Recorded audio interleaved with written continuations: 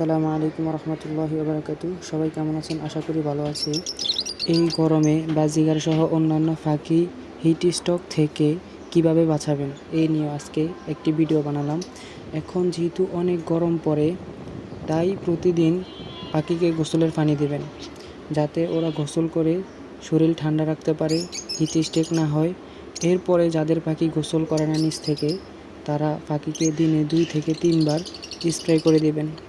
দ্বিতীয়ত, খাঁচা। পাখির খাঁচা কোথায় রাখবো, কিভাবে রাখবো?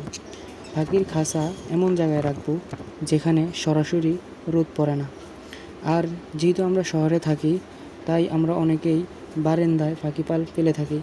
তাই আমরা কি করব, পাখির খাঁচার উপরে একটা পাতলা কাপড় ভিজিয়ে দিয়ে দিব, যাতে পাখির খাঁচার গরমটা একটু কমে যায়, গরমের আর্দ্রতা কমে যায়। তৃতীয়ত, পাখির খাবার। গরম খাবারগুলো আমরা কমিয়ে দিব পাখির। গরম বলতে তেল বীজ, সূর্যমুখী ফুলের বীজ, ক্যানারি মিলেট, এগুলো একটু গরম খাইলে পাখির শরীর গরম থাকে। এগুলো শীতকালে বাড়িয়ে দিব। এখন যেহেতু অনেক গরম, তাই এই খাবারগুলো কমিয়ে দেব। এবং প্রতিদিন আমরা সফট ফুড, শাকসবজি দেব। সফট ফুড, শাকসবজি বলতে কলমির শাকটা একটু বেশি দেওয়ার চেষ্টা করব। এই পর্যন্তই আজকের ভিডিও।